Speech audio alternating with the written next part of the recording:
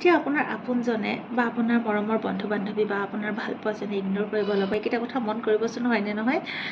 যেতিয়া আপুনি মেছেজ এটা কৰিব, কি কৰিছা, ভাত খালা নাই, সেইফালৰ পৰা প্ৰতিক্ৰিয়া যদি একো নাই, নাজানো, ঠিক আছে, এনেকুৱা ধৰণৰ মেছেজ আহে, তেতিয়াহ'লে আপুনি গম পাব আপোনাৰ মেছেজৰ কোনো ইণ্টাৰেষ্ট নাই।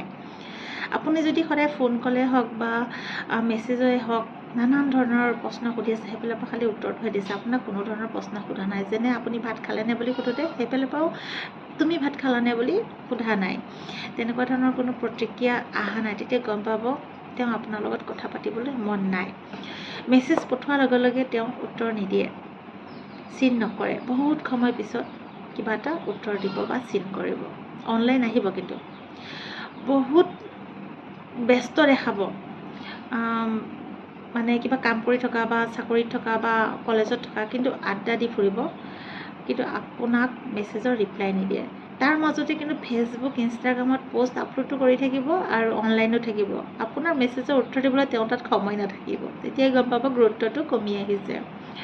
অনলাইন থকাৰ পাছতো আপোনাক মাত নিদিয়ে, কিন্তু আপুনি হাই হেল্ল' কৰি আছে নহয়, আপোনাক একো ৰিপ্লাই নিদিয়ে। পিছত যেতিয়া আপুনি সুধিব, ক'ব কি, ক'ত মই অনলাইন আছিলোঁ, মোৰ আইডিটোহে অনলাইন দেখাই আছিলে, তেনেকৈ ক'ব।